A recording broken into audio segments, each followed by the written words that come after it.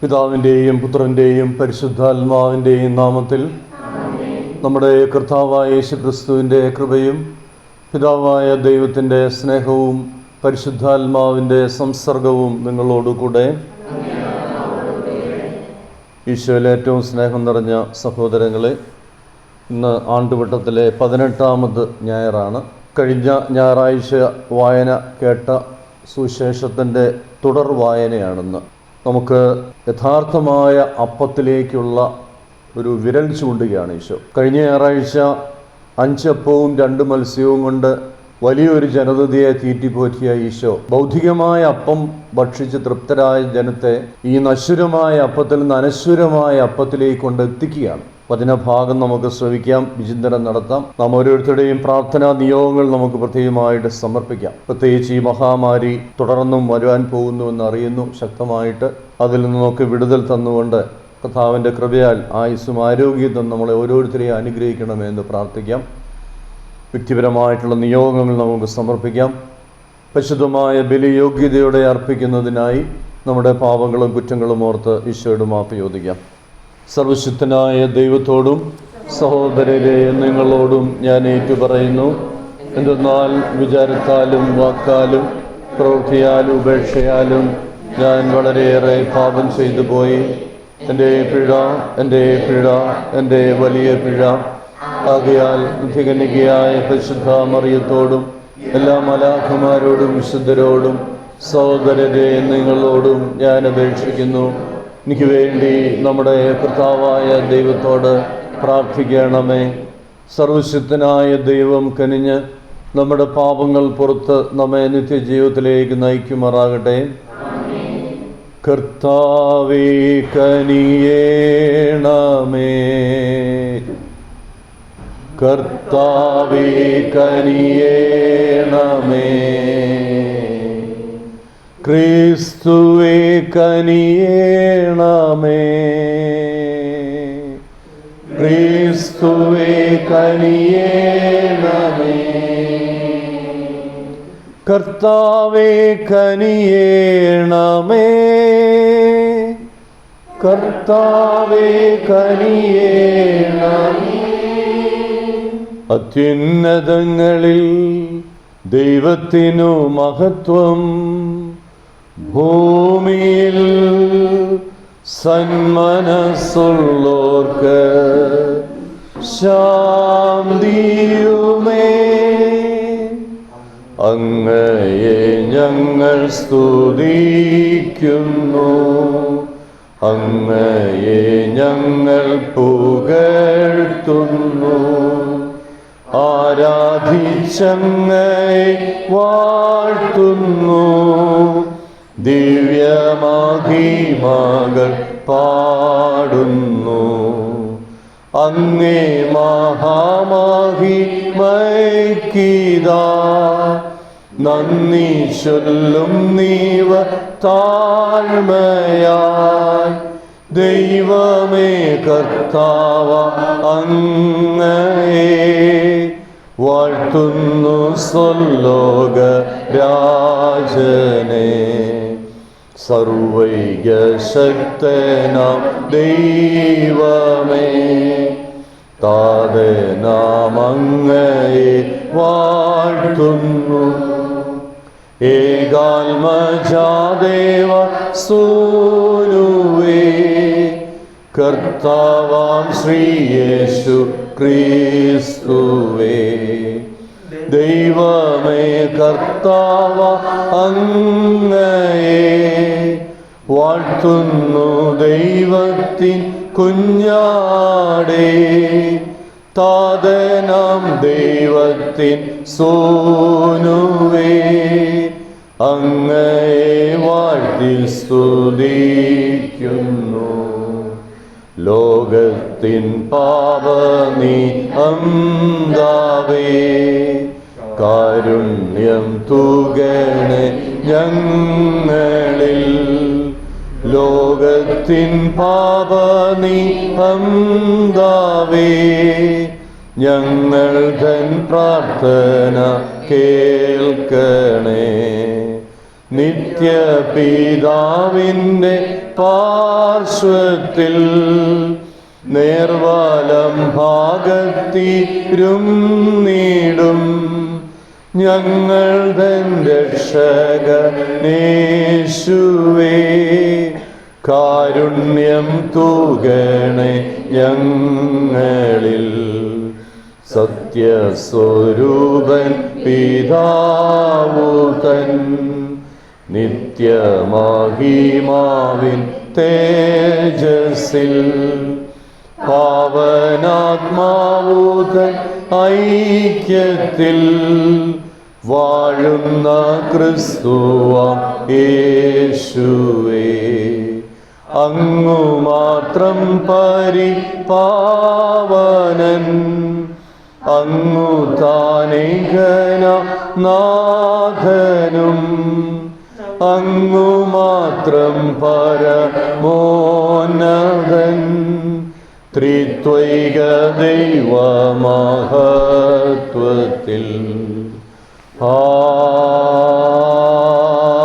ആമേൻ. നമുക്ക് പ്രാർത്ഥിക്കാം. കർത്താവേ, അങ്ങേ ദാസർക്ക് അങ്ങ് സമീപസ്ഥനാകുകയും അങ്ങയെ വിളിച്ചപേക്ഷിക്കുന്നവരുടെ മേൽ അങ്ങേ നിരന്തര കാരുണ്യം ചൊരിയുകയും ചെയ്യണമേ. അങ്ങനെ അങ്ങ് ഉടയവനും നിയന്താവുമായിരിക്കുന്നതിൽ അഭിമാനം കൊള്ളുന്ന ഇവർക്കായി സൃഷ്ടിച്ചവ പുനരുദ്ധരിക്കുകയും പുനരുദ്ധരിച്ചവ നിലനിർത്തുകയും ചെയ്യണമേ. അങ്ങയുടെ കൂടെ പരിശുദ്ധാത്മാവുമായുള്ള ഐക്യത്തിൽ എന്നും ദൈവമായി ജീവിച്ചു വാഴുന്ന ഞങ്ങളുടെ കർത്താവും അങ്ങയുടെ പുത്രനുമായ യേശു ക്രിസ്തു വഴി ഈ പ്രാർത്ഥന കേട്ടരുളണമേ. ആമേൻ.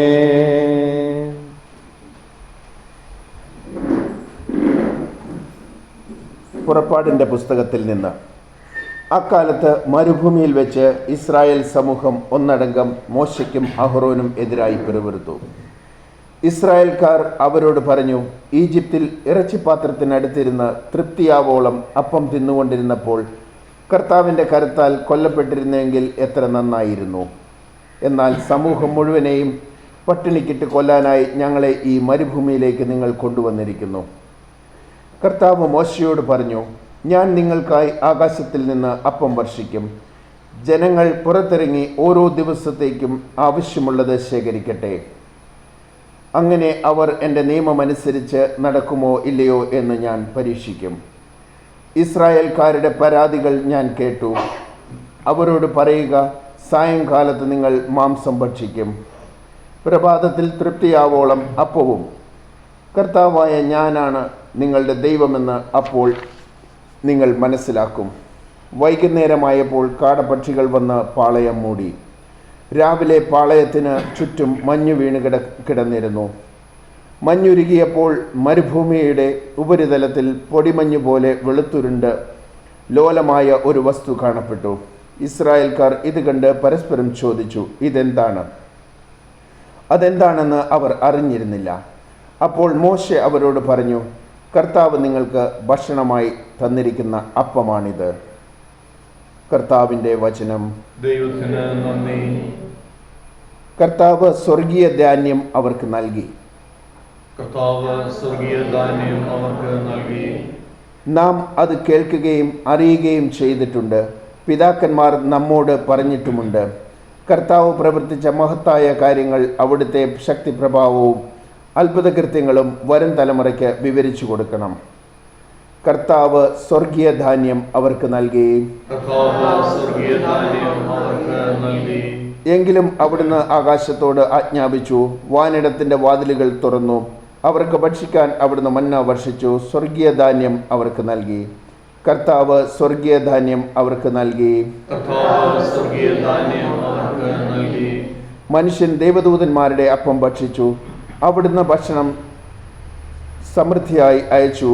അവിടുന്ന് അവരെ തൻ്റെ വിശുദ്ധ ദേശത്തേക്കും തൻ്റെ വലതു കൈ നേടിയെടുത്ത പർവ്വതത്തിലേക്കും കൊണ്ടുവന്നു. കർത്താവ് സ്വർഗീയ ധാന്യം അവർക്ക് നൽകി.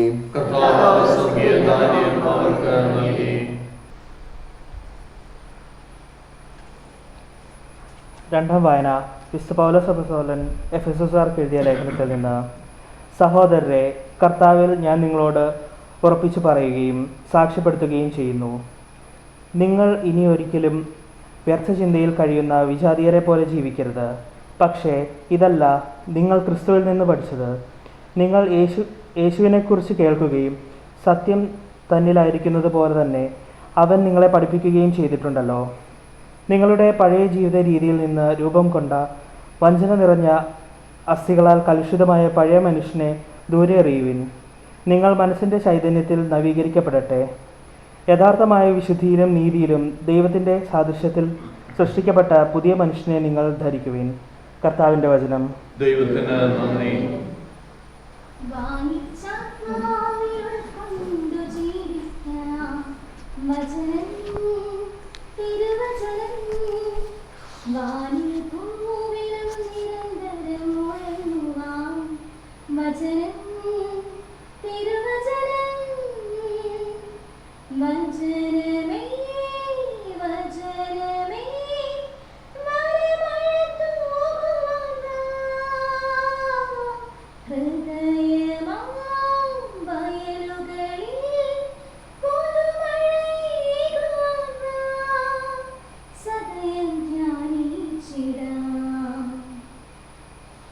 കർത്താവ് നിങ്ങളോട് കൂടെ. യോഹന്നാന്റെ വിശുദ്ധ സുവിശേഷത്തിൽ നിന്നുള്ള വായന. 6-ാം അധ്യായം 24 മുതൽ 35 വരെ തിരുവചനങ്ങൾ.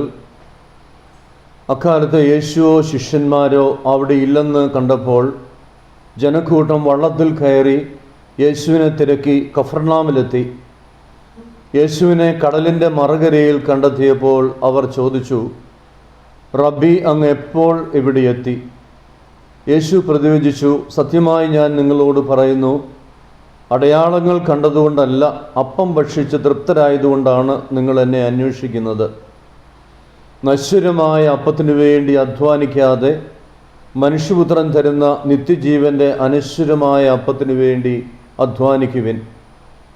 എന്നാൽ പിതാവായ ദൈവം അവൻ്റെ മേൽ അംഗീകാര മുദ്ര വച്ചിരിക്കുന്നു. അപ്പോൾ അവർ ചോദിച്ചു, ദൈവഹിതമനുസരിച്ച് പ്രവർത്തിക്കുന്നവരാകാൻ ഞങ്ങൾ എന്ത് ചെയ്യണം? ഈശോ മറുപടി പറഞ്ഞു, ഇതാണ് ദൈവഹിതമനുസരിച്ചുള്ള പ്രവൃത്തി, അവിടുന്ന് അയച്ചവനിൽ വിശ്വസിക്കുക.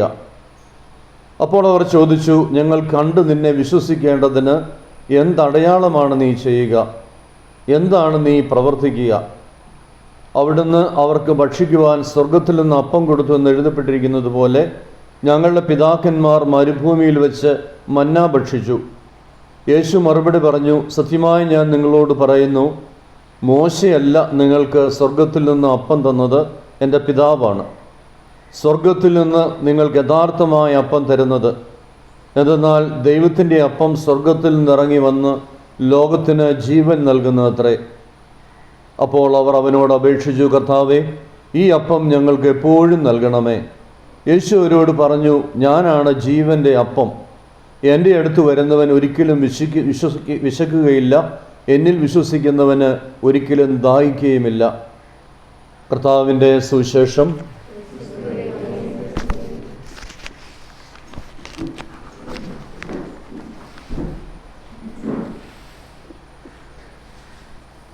ഈശോയിൽ ഏറ്റവും പ്രിയപ്പെട്ട സഹോദരങ്ങളെ, വിശുദ്ധ കുർബാനയുടെ തുടക്കത്തിൽ ഞാൻ സൂചിപ്പിച്ചതുപോലെ കഴിഞ്ഞ ഞായറാഴ്ചയിലെ സുവിശേഷ വായനയുടെ തുടർ വായനയാണ് ഇന്ന് നമ്മൾ വായിച്ചു കേട്ടത്. നമുക്കറിയാവുന്നതുപോലെ യോഹന്നാൻ്റെ സുവിശേഷമാണ് വിശുദ്ധ കുർബാനയെക്കുറിച്ച് ആധികാരികമായി പറഞ്ഞു വയ്ക്കുക. കഴിഞ്ഞ ഞായറാഴ്ച നമ്മൾ കണ്ടു, 5 അപ്പം 2 മത്സ്യവും കൊണ്ട് സംതൃപ്തരായ ജനങ്ങൾ ഈശോയെ രാജാവാക്കാൻ ശ്രമിക്കുന്നു. അതറിഞ്ഞ ഈശോ അവിടെ നിന്ന് വളരെ വിദഗ്ധമായിട്ട് തടിതെപ്പുകയാണ്, അവിടുന്ന് പോവുകയാണ്, വേറെ സ്ഥലത്തേക്ക് ഒഴിഞ്ഞു പോവുകയാണ്. എന്നിട്ട് ഈശോ അവരോട് പറയുന്നുണ്ട്, നിങ്ങൾ എന്നെ രാജാവാക്കുന്നത് നിങ്ങളുടെ വയർ നിറഞ്ഞതുകൊണ്ടാണ്, അല്ലാതെ ആത്മീയമായ ഒരു രാജകീയമായ പദവിയല്ല എനിക്ക് തരുന്നത്. നമ്മൾ മനസ്സിലാക്കണം, അവർ വിചാരിച്ചിരുന്നത് അവരുടെ ഈ ഈശോയുടെ നേതൃത്വത്തിൽ റോമൻ ഗവൺമെൻറ്റിനെതിരെ ഒരു വിപ്ലവം നടത്താൻ ഈ അപ്പം വർദ്ധിപ്പിച്ച മഹാനായ മനുഷ്യനെ കൊണ്ട് സാധിക്കും. അതുകൊണ്ടാണ് ഈ മനുഷ്യനെ നമുക്ക് രാജാവാക്കെന്ന് പറഞ്ഞത്. കാരണം അന്ന് റോമാ ഗവൺമെൻറ് യഹൂദരുടെ മേൽ ശക്തമായ ആധിപത്യം ചുമത്തിയിരുന്നു. നമ്മൾ മനസ്സിലാക്കുന്നുണ്ട്, ഒരു സക്കേവൂസും അല്ലെ ചുങ്കക്കാരൻ മത്തായിയും ഒക്കെ ഈ റോമൻ ഗവൺമെൻറ്റിന് വേണ്ടി ചുങ്കം പിരിച്ചു വരുന്നവരാണ്. അപ്പോൾ അതുകൊണ്ട് തന്നെ ഈ റോമൻ ഗവൺമെൻറ്റിനെ യഹൂദര് വളരെ നിശ്ചിതമായി ഉള്ളിൽ വിമർശിച്ചിരുന്നു. അവർക്ക് ഒന്നും പറയാൻ പറ്റത്തില്ല, കാരണം പറഞ്ഞാൽ അവർ പിടിക്കപ്പെടും. അപ്പോൾ അതുകൊണ്ട് ഇങ്ങനെ ഒരു വ്യക്തി, യേശു എന്ന വ്യക്തി ഈ വലിയ അത്ഭുതമൊക്കെ ചെയ്തു കഴിഞ്ഞപ്പോൾ ഒരു രാജാവായി പ്രഖ്യാപിച്ചു കഴിഞ്ഞാൽ അവരുടെ ജീവിതം രക്ഷപ്പെട്ടു എന്ന് അവർ വിചാരിച്ചിരുന്നു. പക്ഷേ ഈശോ നമ്മൾ കാണുന്നുണ്ട്, ഇന്നത്തെ സുവിശേഷത്തിൽ കണ്ടു, ഈശോ ഇവരെയൊക്കെ ഈ ലൗകികമായ ഭക്ഷണത്തിൽ നിന്നുരുത്തിരിഞ്ഞ ഒരു ആശയത്തിൽ നിന്ന് അവരെ സ്വർഗീയമായ ഉന്നതിയിലേക്ക് ഉയർത്താൻ ശ്രമിക്കുകയാണ്. സുവിശേഷകൻ്റെ ഉദ്ദേശവും അതുതന്നെയാണ്. സുവിശേഷകനെ വളരെ വ്യക്തമായിട്ട് ഈ 5 അപ്പത്തെ സൂചിപ്പിച്ചുകൊണ്ട് വലിയ ഒരു സ്വർഗീയമായ അപ്പത്തിലേക്ക് കൊണ്ടെത്തിക്കുക എന്നുള്ളതാണ് യോഹന്നാൻ സുവിശേഷകൻ്റെ ഉദ്ദേശവും. നമ്മൾ മനസ്സിലാക്കുന്നുണ്ട്, ഇവർ ശാരീരികമായ ഭക്ഷണം തൃപ്തി അടഞ്ഞതുകൊണ്ട് ഇവർ രാജാവാക്കാൻ ശ്രമിച്ചെങ്കിലും ഈശോ ഇവർക്ക് ഒരു ആധ്യാത്മികമായ ഭക്ഷണം കൊടുക്കാൻ ആഗ്രഹിക്കുകയാണ്. ഈ ആധ്യാത്മികമായ ഭക്ഷണം എന്ന് പറഞ്ഞാൽ നമുക്കറിയാം 2 തരത്തിലുള്ള വ്യക്തിത്വമുണ്ട് നമുക്ക്, ശരീരവും ആത്മാവും. അപ്പോൾ ഇത് തുലനം ചെയ്തു പോകണം. നമ്മൾ ശാരീരികമായ ആ കൃപയ്ക്ക് അല്ലെ ശാരീരികമായിട്ടുള്ള എന്താ പറയുന്നത് ഒരു ഉന്നതിക്ക് വേണ്ടിയാണ് ഈ ലോകത്തിൽ നമ്മൾ നെട്ടോട്ടം ഓടുന്നത്. നമുക്ക് അനുദിന ഭക്ഷണം ക്രമീകരിക്കണം, ആരോഗ്യം സംരക്ഷിക്കണം, ഭവനമുണ്ടായിരിക്കണം, നമ്മുടെ കുഞ്ഞുങ്ങൾ പഠിക്കണം, നല്ല നിലയിലെത്തണം, പല പല സ്വപ്നങ്ങളാണ്. അത് ശാരീരികമായ അല്ലെങ്കിൽ ബൗദ്ധികമായ ഒരു വശമേ ആകുന്നുള്ളൂ. എന്നാൽ പലരും ഈ ആധ്യാത്മികമായ വശം അങ്ങ് അറിയാമെങ്കിലും അതിന് മുൻതൂക്കം കൊടുക്കുന്നില്ല. അപ്പോൾ ഈശോയുടെ ലക്ഷ്യം ഇന്നത്തെ സുവിശേഷത്തിലൂടെ ഈ ബൗദ്ധികമായ ആവശ്യവും വേണം, എന്നാൽ അതിനേക്കാൾ 10 മടങ്ങ് ആത്മീയമായ ഒരു ഉന്നതിയും ഈശോയ്ക്ക് മറ്റുള്ളവരെ പറഞ്ഞു കൊടുക്കണമെന്നുണ്ടായിരുന്നു.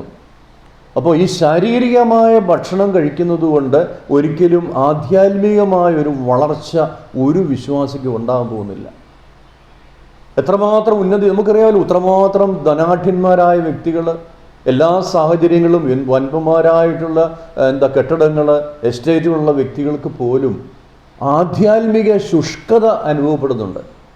അതിന് നമ്മൾ മനസ്സിലാക്കേണ്ടത് ഈ ഭൗതികമായ കാര്യങ്ങൾ കൊണ്ട് ഒരിക്കലും ഒരു വ്യക്തിക്കും ആധ്യാത്മികമായിട്ടുള്ള ഒന്നും ചെയ്യാൻ സാധിക്കില്ല. അപ്പോൾ ആധ്യാത്മികമായിട്ടുള്ള തലത്തിൽ ഉയരാനുള്ള ഒരു പ്രവണത ഓരോ വിശ്വാസിക്കും അല്ലെങ്കിൽ ഓരോ വ്യക്തിക്കും ഉണ്ടാകണം. നമ്മൾ കാണുന്നുണ്ട്, നിയമാവർത്തനം 8:3 ഈശോ പറയുന്നുണ്ട്, അപ്പം കൊണ്ട് മാത്രമല്ല കർത്താവിൻ്റെ നാവിൽ നിന്ന് പുറപ്പെടുന്ന ഓരോ വാക്കുകൊണ്ടുമാണ് മനുഷ്യൻ ജീവിക്കുന്നതെന്ന് മനസ്സിലാക്കുക. നിങ്ങൾ ഈ ഒരു വചനഭാഗം കോട്ട് ചെയ്തുകൊണ്ടാണ് ഈശോ 40 ദിവസം പ്രലോഭനങ്ങൾ ഉൾപ്പെട്ടപ്പോൾ ഇത് തന്നെ ആവർത്തിക്കുക. അപ്പോൾ മാനുഷികമായ അപ്പം കൊണ്ട് മാത്രമല്ല മനുഷ്യൻ ജീവിക്കേണ്ടത്, വചനം കൊണ്ട്. വചനമെന്ന് പറഞ്ഞാൽ ദൈവ സാന്നിധ്യമാണ്, ഈശോയുടെ സാന്നിധ്യമാണ്. ഈ വചനം ദൈവ സാന്നിധ്യം കൊണ്ട് വേണം മനുഷ്യൻ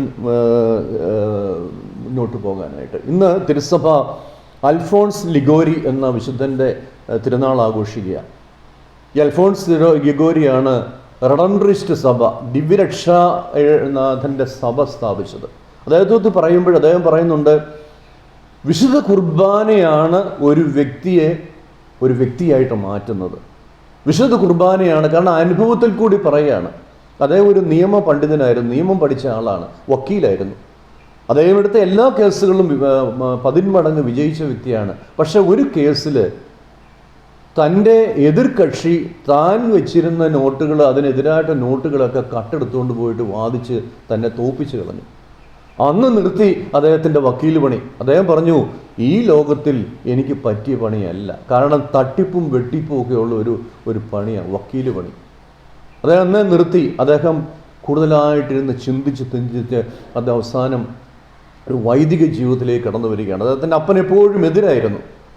അവസാനം ഈ അൽഫോൺസ് ലിഗോരിയുടെ ഒരു ഒറ്റ പ്രസംഗം തൻ്റെ അപ്പൻ കേട്ടുകഴിഞ്ഞ് ആ മകൻ്റെ മുമ്പിൽ മുട്ടുകുത്തിയിട്ട് പറഞ്ഞു, മകനെ, നിന്റെ യഥാർത്ഥ വിളി ഒരു പൗരോഹിത്യം, ഒരു പുരോഹിതനാകുക എന്നുള്ളതാണ്. നിന്റെ പ്രസംഗം ഞാൻ കേട്ടു. ആ പ്രസംഗത്തിൽ കർത്താവായ യേശു ക്രിസ്തുവിൻ്റെ ദിവ്യ ശരീരത്തെക്കുറിച്ചുള്ള പ്രഭാഷണം എന്നെ ഒരു വിശുദ്ധനായ മകൻ്റെ അപ്പനാണല്ലോ എന്നോ തന്നെ കോരിത്തെരിപ്പിച്ചു. അപ്പം ഞാൻ പറഞ്ഞു വരുന്നത്, വിശുദ്ധ കുർബാനയിലേക്കുള്ള സൂചന ഈശോ തരുമ്പോൾ കുർബാനയുടെ ആ മഹത്വം ഞാൻ പല പ്രാവശ്യം പറഞ്ഞിട്ടുണ്ട്. അത് നമുക്കൊരിക്കൽ കൂടി അക്കമിട്ട് പറയുകയാണ്. നിങ്ങൾക്കറിയാം, 40 ദിവസം ഒന്നും ഭക്ഷിക്കാതെ വിശുദ്ധ കുർബാന മാത്രം സ്വീകരിച്ചുകൊണ്ട് ജീവിച്ച വ്യക്തികളുണ്ട്. നമ്മൾ സൺഡേ ശാലോമിലൊക്കെ വായിക്കുന്നുണ്ട്, അല്ലെങ്കിൽ അതുപോലുള്ള വായനാ ഭാഗങ്ങളിൽ 40 ദിവസം വിശുദ്ധ കുർബാന മാത്രം ഭക്ഷിച്ചുകൊണ്ട്.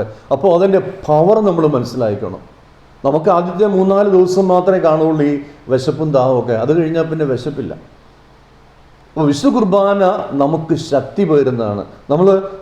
അതായത് നമുക്ക് ഒരു ടോണിക്ക്, നമ്മൾ ക്ഷീണിതരായിരിക്കുമ്പോൾ ഒരു ടോണിക്ക് കുടിക്കുമ്പോൾ അത് ശരീരത്തിൻ്റെ വിവിധ ഭാഗങ്ങളിലേക്ക് പോകുന്നത് പോലെ നമ്മൾ ഉൾക്കൊള്ളുന്ന വിശുദ്ധ കുർബാന നമുക്ക് ആധ്യാത്മികമായ ഉണർവ് ലഭിക്കുകയാണ് ചെയ്യുന്നത്. നമ്മൾ വചനത്തിലേക്ക് കടക്കുമ്പോൾ കാണാം, ഈശോ പറയുകയാണ്, നിങ്ങൾ നശ്വരമായ അപ്പത്തിൽ നിന്ന് അനശ്വരമായ അപ്പത്തിലേക്ക് പോകുക. ഈ ഭക്ഷണം സമ്പാദിക്കാൻ ആദ്യമായി ചെയ്യേണ്ടത് കർത്താവായ യേശു ക്രിസ്തുവിൽ എന്നിൽ നിങ്ങൾ വിശ്വസിക്കണം. പക്ഷെ അവർക്ക് വിശ്വസിക്കുക, അതവർക്ക് ഉൾക്കൊള്ളാൻ പറ്റിയില്ല. കാരണം നമ്മൾ മനസ്സിലാക്കണം, അവർ ചിന്തിച്ചതൊക്കെ ഈ ഭൗതിക അപ്പം തിന്നതുകൊണ്ടുള്ള ഒരു സന്തോഷമൊക്കെ ഉള്ളവർക്ക്. അവർ അപ്പത്തെ ഭൗതികമായൊരു അപ്പമായിട്ട് മാത്രമേ അവർ കാണാൻ സാധിച്ചുള്ളൂ. അപ്പോൾ അത് മനസ്സിലാക്കണമെങ്കിൽ കർത്താവായ യേശു ക്രിസ്തുവിൽ വിശ്വസിക്കണമെന്ന് പറഞ്ഞപ്പോൾ അതൊരിക്കലും അവർക്ക് അംഗീകരിക്കാൻ പറ്റിയില്ല. അത് പറഞ്ഞപ്പോൾ ഈ രാജാവാക്കാൻ വന്നവരൊക്കെ പതുക്കെ വിസമ്മതിച്ചു തുടങ്ങി. അത് പറ്റത്തില്ലെന്ന് പറഞ്ഞു. എന്താ പറയുക, ശരിക്കുള്ള ദൈവശാസ്ത്രമൊക്കെ കർത്താവ് പറഞ്ഞപ്പോൾ, കുറേശ്ശൊക്കെ പറഞ്ഞു വന്നപ്പോൾ അവർക്കത് വിസമ്മതിക്കേണ്ടി വന്നു. അപ്പോൾ അവർ പറയുന്ന ഇതാണ്, ഞങ്ങൾക്ക് അടയാളങ്ങൾ ആവശ്യമുണ്ട്, നീ പറയുന്നതൊക്കെ ഞങ്ങൾ അംഗീകരിക്കാം, പക്ഷേ കർത്താവ് വരുമ്പോൾ ചെയ്യേണ്ട അടയാളങ്ങൾ എന്താണെന്ന് നീ കാണിച്ചു തരണം. എന്നിട്ട് അവർ പറയുകയാണ്, പഴയ കാലത്ത് മരുഭൂമിയിൽ വെച്ച് പിതാക്കന്മാർ ഭക്ഷിച്ച മന്ന ദൈവത്തിൻ്റെ അപ്പം, അല്ലെങ്കിൽ ദൈവത്തിൻ്റെ അപ്പമാണെന്നാണ് അവർ വിചാരിക്കുന്നത്. നമ്മൾ വായനയിൽ വായിച്ചു കേട്ടു, ആദ്യ വായനയിൽ. അപ്പം അവർ ഇവിടെ ആദ്യ വായനയിൽ ഇതാ പറയുന്നത്, ഈജിപ്തിൽ ഫറവോയുടെ കീഴിൽ നല്ല ഭക്ഷണമൊക്കെ കഴിഞ്ഞ് ഇറച്ചിച്ചട്ടിയുടെ ഒക്കെ കീഴിൽ ഇരുന്നപ്പോൾ അവർ സുഭിക്ഷയോടെ കഴിഞ്ഞാണ്, എന്തിനാണ് ദൈവമേ ഞങ്ങളെ അവിടെ നിന്ന് ഇറക്കിക്കൊണ്ടുവന്ന് ഈ വിശപ്പിലൂടെ അല്ലെങ്കിൽ ദാഹത്തിലൂടെ എരിഞ്ഞു പൊരിഞ്ഞ ഈ വഴിയിലൂടെ കൊണ്ടുപോകുന്നത് പറഞ്ഞ് അവർ നിലവിളിക്കുക, കർത്താവിനെതിരായിട്ട് ചീത്ത വിളിക്കുക. അങ്ങനെ പോകുമ്പോഴാണ് മോശ എന്ന് കർത്താവിൻ്റെ കീഴിൽ കണ്ണുനീരോടെ പ്രാർത്ഥിച്ചു, കർത്താവേ ശരിയല്ലേ, നീ ഈ ഫറവോൻ്റെ കീഴിൽ 40 വർഷം കൊണ്ട് എത്തിച്ചിട്ട്, അല്ലെ വർഷങ്ങളോളം ഇവിടെ ആയിരുന്നിട്ട് അവർക്ക് എന്തായാലും സുഭിക്ഷമായിട്ട് ഫറവോൻ ഭക്ഷണമൊക്കെ കൊടുത്തിരുന്നു, നീ അവരെയൊക്കെ വിളിച്ച് വാഗ്ദാന ഭൂമിയിലേക്ക് കൊണ്ടുപോകാമെന്ന് പറഞ്ഞ് പോകുമ്പോൾ അവർക്ക് വിശക്കുന്നു, അവരപ്പം കിട്ടുന്നില്ല എന്ന് പറഞ്ഞ് വിളിക്കുന്നു. അപ്പോഴാണ് മോശയോട് പറഞ്ഞത്, പേടിക്കേണ്ട, ഞാൻ അപ്പം തരും. സന്ധ്യയായപ്പോൾ അവർക്ക് ആകാശത്തിൽ നിന്ന്, കാർമേഘത്തിൽ നിന്നൊരു അപ്പം കൊടുത്തു, അതാണ് മന്ന. അപ്പോൾ ഈ മന്ന അവർക്ക് ഒരു അടയാളമായിരുന്നു, ദൈവം അവരെ സ്നേഹിക്കുന്നൊരു അടയാളമായിരുന്നു. ഈ മന്ന നീ ഞങ്ങൾക്ക് എന്താ തരാൻ പോകുന്നത്? ഇത് മോശ ഞങ്ങൾക്ക് തന്ന അടയാളമാണ്, അല്ലെങ്കിൽ അപ്പമാണ്, അത് ഞങ്ങൾക്ക് അടയാളമായിരുന്നു ഞങ്ങളെ സ്നേഹിക്കുന്നുള്ളതിന്. അപ്പം ഈശോ തരം പറയുകയാണ്, മോശ നിങ്ങൾക്ക് തന്ന അപ്പം യഥാർത്ഥത്തിൽ മോശയല്ല തന്നത്, എൻ്റെ സ്വർഗസ്ഥനായ പിതാവാണ് മോശയുടെ നിലവിളി കേട്ടപ്പോൾ സ്വർഗത്തിൽ നിന്ന് ഈ അപ്പം നിങ്ങൾ കിട്ടുന്നതെന്ന് നിങ്ങൾ തിരിച്ചറിയണം. രണ്ടാമതായിട്ട് അവരുടെ ചോദ്യം ഇതാണ്, മോശ മന്ന വർഷിച്ചപ്പോൾ അതിൽ നിന്ന് കുറേ മന്ന എടുത്ത് ഒരു പാത്രത്തിനാക്കി വാഗ്ദത്ത പേടകത്തിൽ കൊണ്ടുവച്ചിരുന്നു. ബാബിലോൺ രാജാവായ നെബൂഖദ്നേസർ ജെറുസലേം നശിപ്പിച്ച അവസരത്തിൽ ജെറമ്യാ പ്രവാചകൻ വാഗ്ദാന പേടകത്തിൽ നിന്ന് ഈ മന്ന എടുത്ത് എവിടെയോ ഒളിച്ചു വെച്ചു. അപ്പോൾ ഇവർ പറയുകയാണ്, മിശിഹ വരും എന്നൊക്കെ പറയുമ്പോൾ ഈ ജെറമ്യാ ഒളിച്ചു വച്ചിരിക്കുന്ന അപ്പം ഞങ്ങൾക്ക് തരണം, അതൊരു തെളിവായിരിക്കണം. അവർ രണ്ട് കാര്യങ്ങൾ അവർ തെളിവിന് വേണ്ടി ചോദിക്കുന്നത്, ഒന്ന്, ഞങ്ങൾ മരുഭൂമിയുടെ അലഞ്ഞപ്പോൾ മോശ ഞങ്ങൾക്ക് തന്ന ആ മന്ന പോലെ ഒരു അപ്പം തരണം. രണ്ട്, ഒളിച്ചു വച്ചിരിക്കുന്ന ഈ മന്ന ഞങ്ങൾക്ക് കാണിച്ചിട്ട് എടുത്തു തരണം.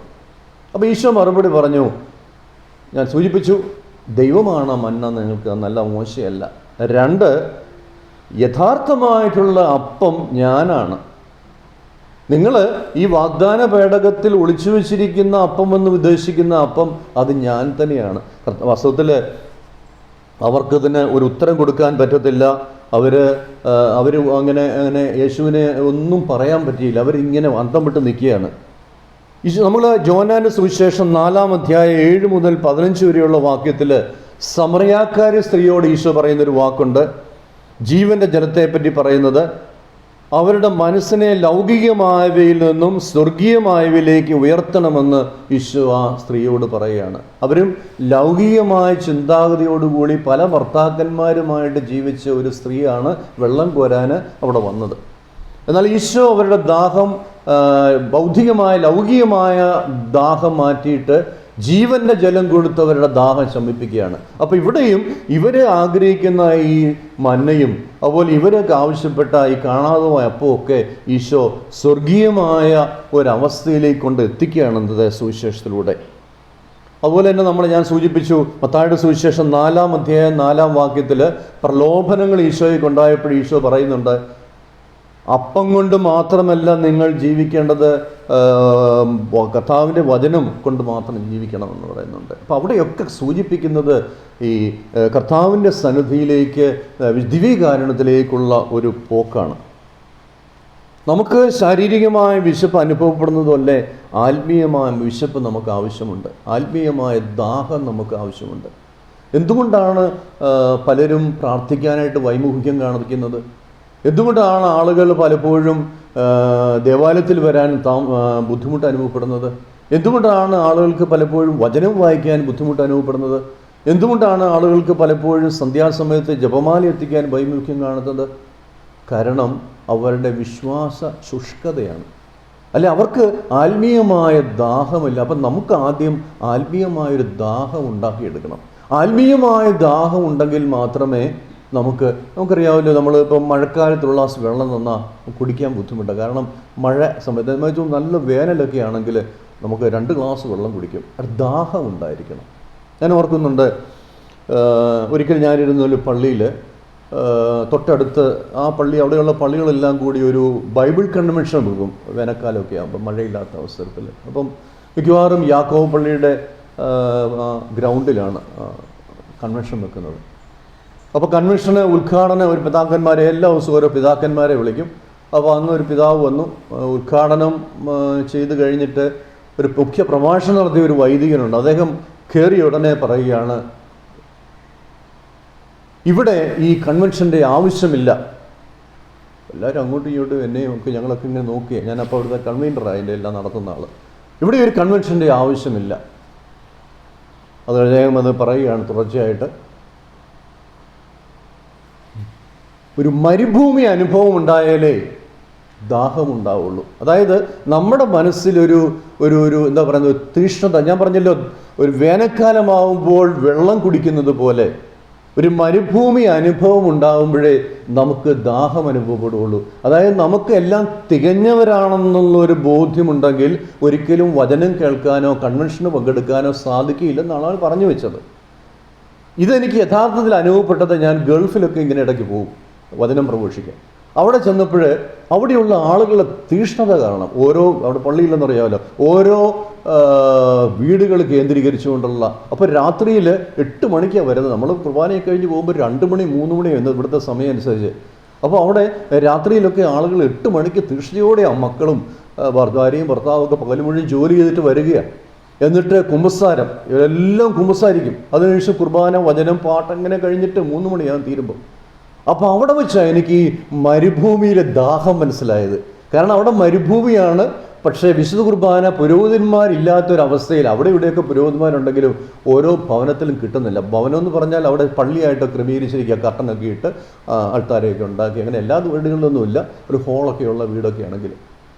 അപ്പോൾ മരുഭൂമി അനുഭവത്തിലേക്ക് കടന്നു വരണമെന്ന് അന്ന് അച്ഛൻ പറഞ്ഞ കാര്യം എനിക്ക് അനുഭവപ്പെട്ടതാണ്. ഈശോ പറയുന്ന ഇതാണ്, നമുക്കൊരു മരുഭൂമി അനുഭവം ഉണ്ടാകണം.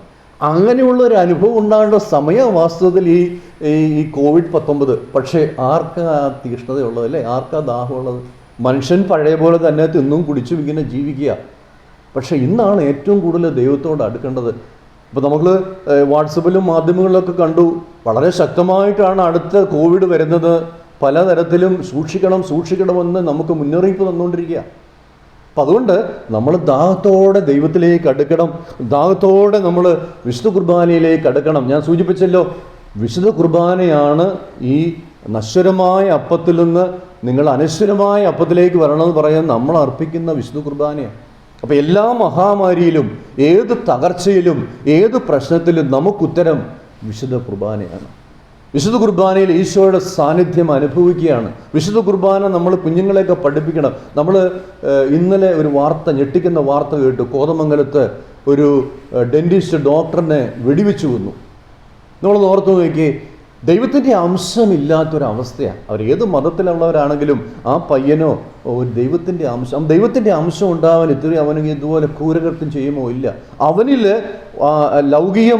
ലൈംഗികമായ ചിന്തകൾ വന്നപ്പോൾ ദൈവികമായ അംശം അവർ നഷ്ടപ്പെട്ടു പോയി. അതുകൊണ്ട് അവൻ ചെയ്യുന്നത് എന്തെന്ന് അവൻ അറിയുന്നില്ല. അവൻ വെടിവെച്ചു, അവനും വെടിവെച്ചു. ഇന്ന് എല്ലാം ശൂന്യമായി പോയി.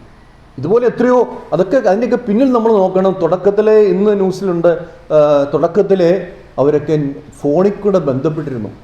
അപ്പോൾ ഈ ഫോൺ എന്ന് പറയുന്ന വസ്തുത ഞാൻ എന്നാളും സൂചിപ്പിച്ചു, മാതാപിതാക്കന്മാർ എപ്പോഴും ശ്രദ്ധിക്കണം. ഇങ്ങനെയൊക്കെ ചെന്ന് അവസാനിക്കുന്ന ഇതുപോലുള്ള കൊലപാതകങ്ങളിലും വെടിവയ്പ്പിലൊക്കെയാണ്. ചുരുക്കി പറഞ്ഞാൽ ദൈവികമായ അംശം നഷ്ടപ്പെട്ട ഒരു അവസ്ഥയാണ്. കുഞ്ഞുങ്ങൾക്ക് നമ്മൾ ദൈവികമായ വരപ്രസാദം ചെറുപ്പത്തിലേ കൊടുക്കണം. അവരെ ആ ദൈവികമായ അംശം അവർക്ക് നിറച്ചു കൊടുക്കണം. ഈശോ എന്ന് ശക്തമായിട്ട് അടിവരയിട്ട് പറയുന്നതാണ്, വിശുദ്ധ കുർബാനയാണ് അനശ്വരമായ ഭക്ഷണം. ആ ഭക്ഷണത്തിൽ നിന്ന് കിട്ടുന്ന കൃപയാണ് നമ്മളെ ഒരു വ്യക്തിയായിട്ട് മാറ്റുന്നത്. ഒരു വിശ്വാസിയായിട്ട് മാറ്റുന്നതാണ് ദൈവികമായ കൃപയാണ്. അപ്പോൾ ആ ദൈവികമായ കൃപ നമ്മൾ എവിടെ കുർബാന ഉണ്ടായാലും പോയി പങ്കെടുക്കണം. എവിടെ ജപമാല ആരാധനയുണ്ടെങ്കിൽ അവിടെ പോയി പങ്കെടുക്കണം. അതിൽ നിന്ന് കിട്ടുന്ന ശക്തി വളരെ വലുതാണ്. അതല്ലേ ജോൺ പോൾ മാർപ്പാപ്പ പറഞ്ഞ് ഒരിക്കൽ കൂടി ആവർത്തിക്കുകയാണ്, നമ്മുടെ ഓരോരുത്തരുടെയും 2 ആയുധങ്ങളാണ് വിശുദ്ധ കുർബാനയും ജപമാലയും. ഈ 2 ആയുധങ്ങൾ ഒരു വിശ്വാസിക്കുണ്ടെങ്കിൽ ഒന്നും പേടിക്കേണ്ട, നമുക്ക് പ്രാർത്ഥിക്കാം. പിതാവിൻ്റെയും പുത്രൻ്റെയും പരിശുദ്ധാത്മാവിൻ്റെയും നാമത്തിൽ ആമേൻ. വിശ്വാസ പ്രമാണേറ്റിയെല്ലാം ഏകദൈവത്തിൽ ഞാൻ വിശ്വസിക്കുന്നു. ആകാശത്തിൻ്റെയും ഭൂമിയുടെയും ദൃശ്യവും അദൃശ്യവുമായ എല്ലാറ്റിൻ്റെയും സൃഷ്ടാവും സർവശക്തനുമായ പിതാവിലും ഞാൻ വിശ്വസിക്കുന്നു. ഏകകർത്താവും ജാതനായ ഏകദൈവപുത്രനും എല്ലാ യുഗങ്ങൾക്കു മുമ്പ് പിതാവിൽ നിന്ന് ജനിച്ചവനുമായ യേശുക്രിസ്തുവിലും ഞാൻ വിശ്വസിക്കുന്നു. ദൈവത്തിൽ നിന്നുള്ള ദൈവവും പ്രകാശത്തിൽ നിന്നുള്ള പ്രകാശവും സത്യദൈവത്തിൽ നിന്നുള്ള സത്യദൈവവും ജനിച്ചവനെങ്കിൽ സൃഷ്ടിക്കപ്പെടാത്തവനും പിതാവുമായ സത്യലേഖനുമായ അവിടുന്ന് വഴി സകലവും സൃഷ്ടിക്കപ്പെട്ട് മനുഷ്യരായി നമുക്ക് വേണ്ടിയും നമ്മുടെ രക്ഷയ്ക്ക് വേണ്ടിയും അവിടുന്ന് സ്വർഗത്തിൽ നിന്നിറങ്ങി പരിശുദ്ധാത്മാവാൽ കന്യകാമറിയ ശരീരം സ്വീകരിച്ച് മനുഷ്യനായി തീർന്ന് ദൈവത്തിലാദോസിൻ്റെ കാലത്ത് നമുക്ക് വേണ്ടി ക്രൂശിക്കപ്പെട്ട് പീഡകൾ സഹിച്ച് മരിച്ച് അടക്കപ്പെട്ട് വിശുദ്ധീതങ്ങളനുസരിച്ച് 3-ാം ദിവസം ഉയർക്കുകയും സ്വർഗത്തിലേക്ക് ആരോഹണം ചെയ്യുകയും പിതാവിൻ്റെ വലതുഭാഗത്തിരിക്കുകയും ചെയ്യുന്നു. ജീവിക്കുന്നവരെയും മരിച്ചവരെയും വിധിക്കുവാൻ അവിടുന്ന് മഹത്വത്തോടെ വീണ്ടും വരും. അവിടുത്തെ രാജ്യത്തിന് അവസാനം ഉണ്ടാവുകയില്ല. കർത്താവും ജീവദാതാവും പിതാവിൽ നിന്നും പുത്രനിൽ നിന്നും പുറപ്പെടുന്നവനും പിതാവിനോടും പുത്രനോടും ഒപ്പം ആരാധിക്കപ്പെടുന്നവനും സ്തുതിക്കപ്പെടുന്നവനും പ്രവാചകന്മാരുടെ സംസാരിച്ചവനുമായ പരിശുദ്ധാത്മാവിൽ ഞാൻ വിശ്വസിക്കുന്നു. ഏകവും വിശുദ്ധവും സാർവത്രികവും അപ്പസ്തോലികവുമായ സഭയിലും ഞാൻ വിശ്വസിക്കുന്നു. പാപങ്ങളുടെ മോചനത്തിനായുള്ള ഏകജ്ഞാന സ്നാനം ഞാൻ ഏറ്റുപറയുകയും മരിച്ചവരുടെ ഉയർപ്പും വരാനിരിക്കുന്ന യുഗത്തിലെ ജീവിതവും ഞാൻ പ്രതീക്ഷിക്കുകയും ചെയ്യുന്നു. ആമേൻ.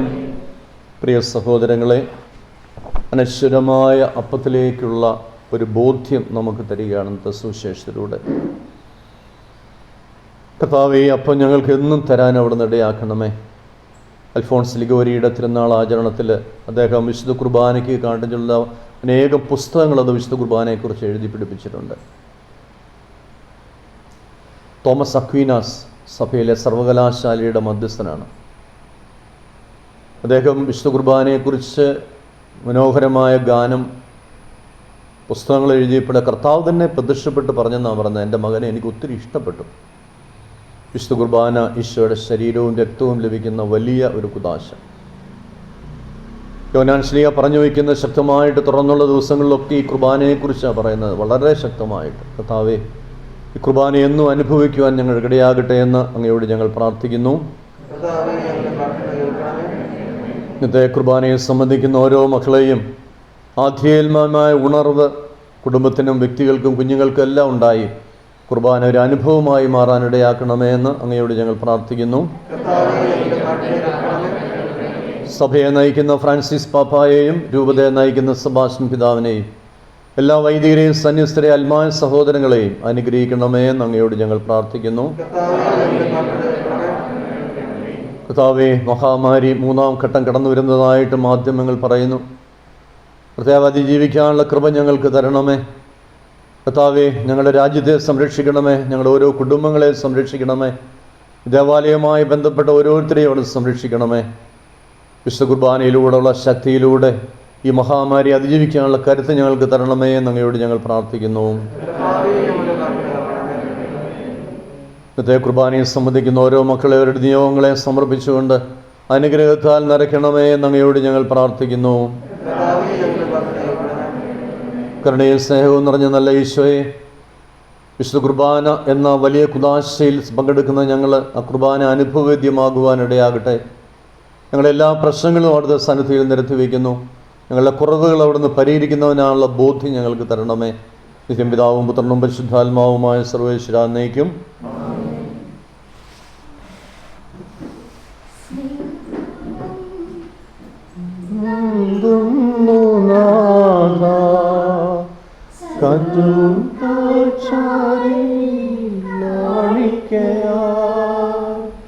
സ്വീകരിക്കണമേ നൈവേദ്യമായി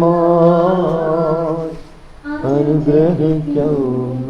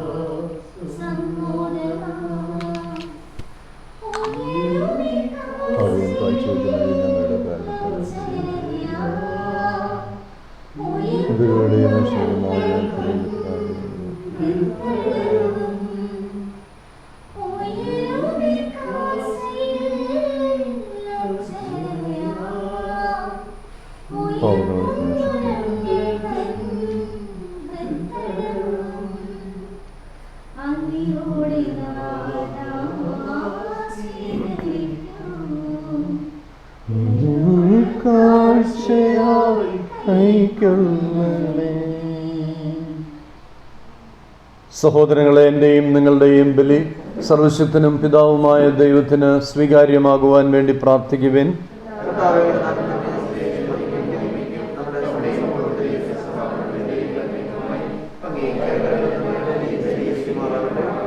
കർത്താവേ, ഈ കാണിക്കകൾ ദയാപൂർവം വിശുദ്ധീകരിക്കുകയും ആത്മീയ ബലിയുടെ അർപ്പണം സ്വീകരിച്ച് ഞങ്ങളെ തന്നെ അങ്ങേക്ക് നിത്യമായ കാണിക്കയാക്കി തീർക്കുകയും ചെയ്യണമെന്ന് പ്രാർത്ഥിക്കുന്നു.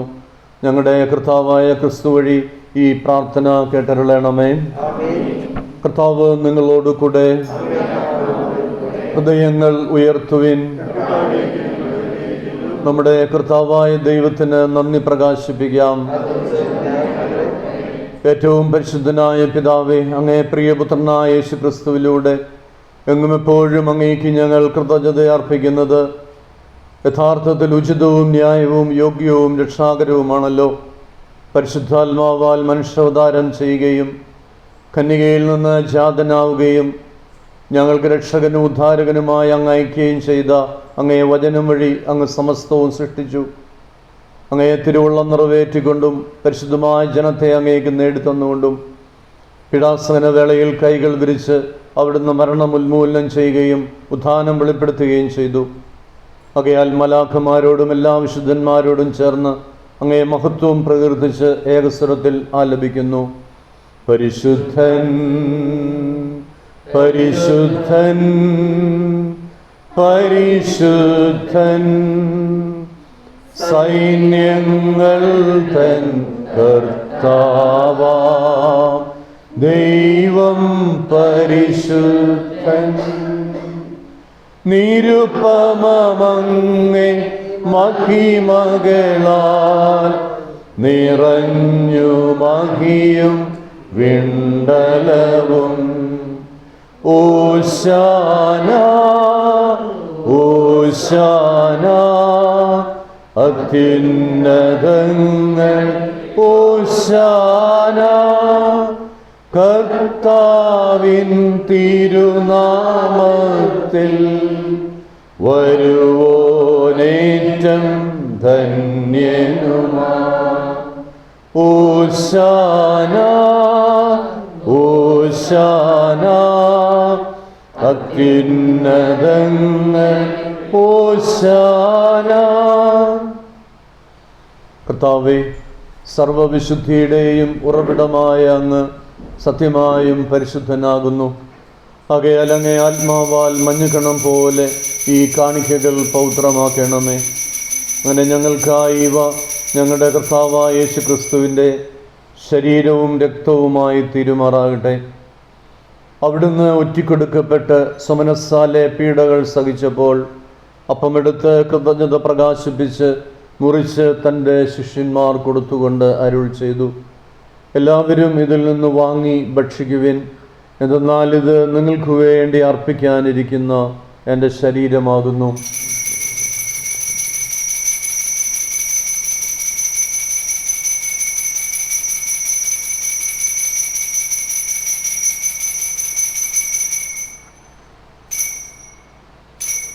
പ്രകാരം അത്താഴം കഴിഞ്ഞ് പാനപാത്രമെടുത്ത് വീണ്ടും അങ്ങേക്ക് കൃതജ്ഞത പ്രകാശിപ്പിച്ച് തൻ്റെ ശിഷ്യന്മാർ കൊടുത്തുകൊണ്ട് അരുൾ ചെയ്തു, എല്ലാവരും വാങ്ങി ഇതിൽ നിന്ന് കുടിക്കുവിൻ. എന്തെന്നാൽ ഇത് നിങ്ങൾക്ക് വേണ്ടിയും അനേകർക്ക് വേണ്ടിയും പാപമോചനത്തിനായി ചിന്തപ്പെടാനിരിക്കുന്ന എൻ്റെ രക്തത്തിൻ്റെ നവീനവും സനാതനവുമായ ഉടമ്പടിയുടെ പാനപാത്രമാകുന്നു. ഇത് നിങ്ങളെൻ്റെ ഓർമ്മയ്ക്കായി ചെയ്യുവിൻ.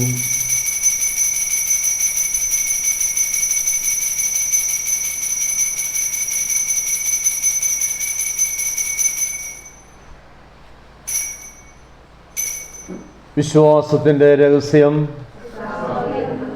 വീണ്ടും വരുന്നതുവരെ അങ്ങേ മരണം ഞങ്ങൾ പ്രഖ്യാപിക്കുന്നു, അങ്ങേ ഉയർപ്പ് ഞങ്ങൾ ഏറ്റുപറയും.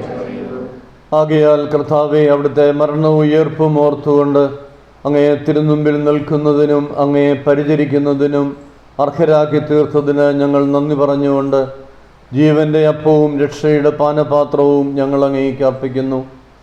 ഈശോയുടെ ശരീരത്തിലും രക്തത്തിലും പങ്കുചേരുന്ന ഞങ്ങളെ പരിശുദ്ധാത്മാവിൽ ഒന്നായി ചേർക്കണമെന്ന് താഴ്മയോടെ ഞങ്ങൾ അപേക്ഷിക്കുന്നു. കർത്താവേ, ലോകമെങ്ങും വ്യാപിച്ചു കിടക്കുന്ന അങ്ങേ സഭയെ ഓർക്കണമേ.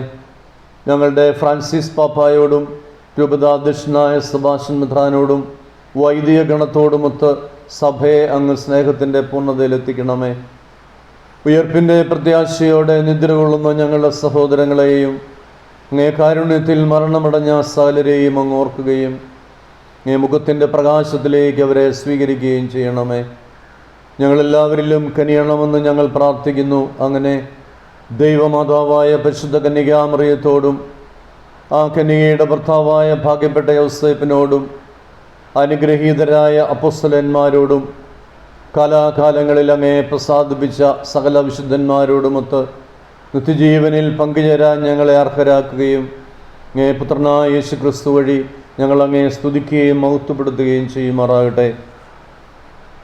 ക്രിസ്തുവിലൂടെ, ക്രിസ്തുവിനോടു കൂടെ, ക്രിസ്തുവിൽ തന്നെ സർവശക്തനായ ദൈവവും പിതാവുമായ അങ്ങേക്ക് പരിശുദ്ധാത്മാവുമായുള്ള ഐക്യത്തിൽ എല്ലാ ബഹുമതിയും മഹത്വവും എന്നും എന്നേക്കും ആമേൻ. രക്ഷാകരമായ കൽപ്പനകളാൽ ഉദ്ബോധിതരായും ദിവ്യോപദേശത്താൽ രൂപവത്കൃതരായും നിർഭയം നമുക്ക് ഏറ്റുചൊല്ലാം. സ്വർഗസ്ഥനായ ഞങ്ങളുടെ പിതാവേ, അങ്ങയുടെ നാമം പൂജിതമാകണമേ, അങ്ങയുടെ രാജ്യം വരണമേ, അങ്ങയുടെ തിരുമനസ്സ് സ്വർഗത്തിലെ പോലെ ഭൂമിയിലും ആകണമേ. അന്നു വേണ്ടി ആഹാരം ഇന്ന് ഞങ്ങൾക്ക് തരണമേ. ഞങ്ങളോട് തെറ്റ് ചെയ്യുന്നവരോട് ഞങ്ങൾ ക്ഷമിക്കുന്നത് പോലെ ഞങ്ങളുടെ തെറ്റുകൾ ഞങ്ങളോട് ക്ഷമിക്കണമേ. ഞങ്ങളെ പ്രലോഭനത്തിൽ ഉൾപ്പെടുത്തരുതേ, തിന്മയും ഞങ്ങളെ രക്ഷിക്കണമേ. കർത്താവേ, എല്ലാ തിന്മകളിൽ നിന്നും ഞങ്ങളെ മോചിപ്പിക്കണമേ. ഞങ്ങളുടെ ദിനങ്ങളിൽ സമാധാനം കനിവാർന്ന് നൽകണമേ. അനുഗ്രഹപൂർണമായ പ്രത്യാശയും ഞങ്ങളുടെ രക്ഷകനായ യേശു ക്രിസ്തുവിൻ്റെ ആഗമനവും പ്രതീക്ഷിച്ചുകൊണ്ട് അങ്ങേ കരുണയുടെ സഹായത്താൽ ശക്തി പ്രാപിച്ച് ഞങ്ങളെപ്പോഴും പാപത്തിൽ നിന്ന് മോചിതരാകുകയും എല്ലാ വിപത്തുകളിൽ നിന്ന് സുരക്ഷിതരാകുകയും ചെയ്യുമാറാകട്ടെ.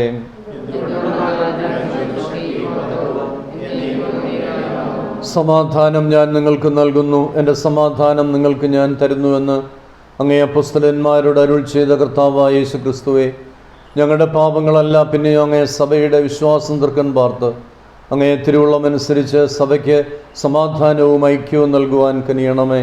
എന്നെന്നും ജീവിക്കുകയും വാഴുകയും ചെയ്യുന്ന അങ്ങ് ഈ പ്രാർത്ഥന കേട്ടരുളണമേ. കർത്താവിൻ്റെ സമാധാനം നിങ്ങളോടുകൂടെ എപ്പോഴും ഉണ്ടായിരിക്കട്ടെ. പരസ്പര സമാധാനം ആശംസിക്കാം. ലോകത്തിൻ പാപങ്ങൾ നീക്കിടും ദൈവത്തിൻ കുഞ്ഞാടേ, ഞങ്ങളിൽ നീ കനിയണമേ. ലോകത്തിൻ പാപങ്ങൾ നീക്കിടും ദൈവത്തിൻ കുഞ്ഞാടേ, ഞങ്ങളിൽ നീ കനിയണമേ. ലോകത്തിൻ പാപങ്ങൾ നീക്കിടും ദൈവത്തിൻ കുഞ്ഞാടേ, ഞങ്ങൾക്കു ശാന്തി നൽകണമേ. കർത്താവായ യേശു ക്രിസ്തുവേ, യേശുവിനായ ദൈവത്തിൻ്റെ പുത്ര, പിതാവിൻ്റെ തിരുവുള്ളമനുസരിച്ച് പരിശുദ്ധാത്മാവിൻ്റെ സഹകരണത്തോടെ ലോകത്തിൽ വിശേഷിപ്പിച്ചുള്ള തിരുശരീരവും തിരുരക്തവും വഴി എല്ലാ തിന്മകളിൽ നിന്നും മോചിപ്പിക്കണമേ. എപ്പോഴും കാഴ്ച ഇതാ ദൈവത്തിൻ്റെ കുഞ്ഞാട്, ഇതാ ലോകത്തിൻ്റെ പാപങ്ങൾ നീക്കുന്നവൻ. കുഞ്ഞാടിൻ്റെ വിരുന്നിന് ക്ഷണിക്കപ്പെട്ടിരിക്കുന്നവർ അനുഗ്രഹീതർ. കർത്താവേ, അങ്ങൻ്റെ ഭവനത്തിൽ പ്രവേശിക്കാൻ ഞാൻ യോഗ്യനല്ല. ഒരു വാക്ക് ഉച്ചരിച്ചാൽ മാത്രം മതി, എൻ്റെ ആത്മാവ് പ്രാപിക്കാം. ഈശോയുടെ തിരുശരീരം ദൈവത്തിലേക്ക് നയിക്കുന്നതാണ്.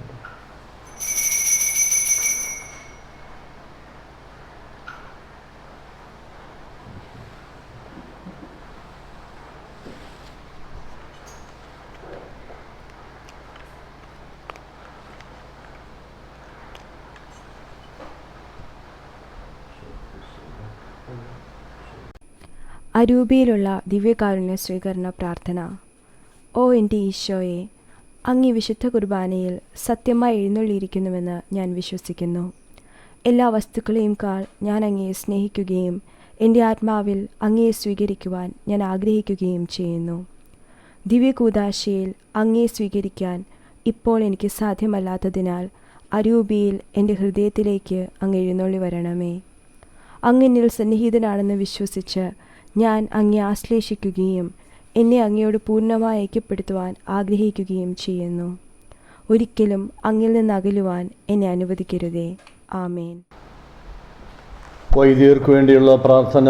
നിത്യപുരോഹിതനായ ഈശോയെ, അങ്ങേ ദാസന്മാരായ വൈദികർക്ക് യാതൊരു ആപത്തും വരാതെ അങ്ങയുടെ തിരുഹൃദയത്തിൽ അഭയം നൽകണമേ. അങ്ങയുടെ പരിശുദ്ധമായ ശരീരം ദിവസം തോറും എടുക്കുന്ന അവരുടെ വിശുദ്ധ കരങ്ങൾ മലിനമാകാതെ സംരക്ഷിക്കണമേ.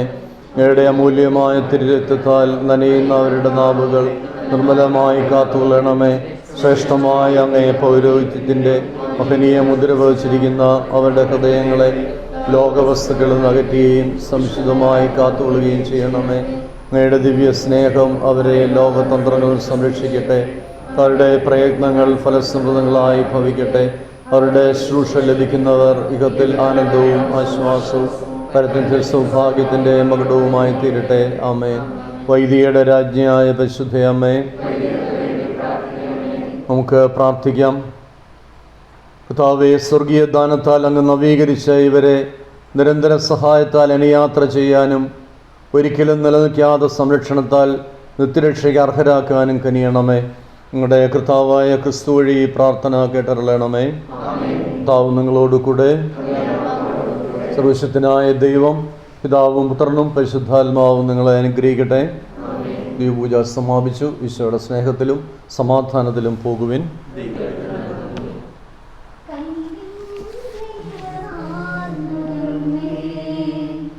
നിനക്കേകുന്നു സ്നേഹ പ്രണാമം, കാരുണ്യക്കടലാകുമമ്മേ, നിനക്കായിരം സ്തോത്രഗീതം. ന്റെ അലയാഴിയാകും